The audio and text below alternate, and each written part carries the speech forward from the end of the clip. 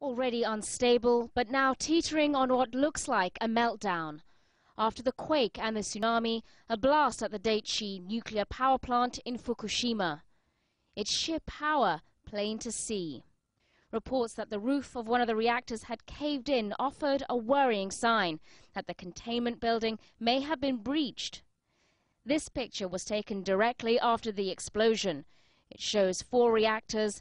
The one on the furthest left, circled in yellow, no longer has its outer structure. Several workers were reportedly injured in the blast. Engineers at the plant about 240 kilometers north of the Japanese capital Tokyo have been furiously trying to cool the reactor to reduce pressure in its metallic core. In normal conditions, the core of the reactor is kept cool by pushing water or coolant through to the top of the reactor as it produces power. During an emergency, control rods are inserted into the core to stop electricity production. The core remains very hot, but the water or coolant keeps it under control. But the earthquake wasn't the end of it. The ensuing tsunami destroyed the electrical grid and diesel generators that would normally keep the water moving. Batteries are then the last resort to run the pumps, and they only have a lifespan of 8 hours. Once the batteries fail, one option is to relieve the pressure inside the boiling reactor by a controlled release of steam. The ultimate task will be to prevent the further leakage of radioactive material.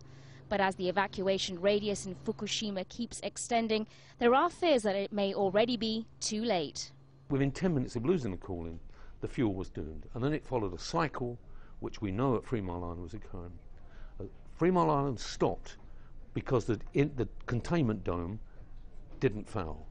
This one, it seems as though the containment zone's out. So now it moves on into another area, another level of magnitude, where the radioactivity is available for release. Some of it has been probably violently ejected into the atmosphere and is now being carried by wind and weather somewhere else. So it's happening at the moment. And as the mammoth relief operation continues to victims all across the country, the race is on to prevent a nuclear meltdown in the middle of a horrifying natural disaster. Sonia Gallego, Al Jazeera.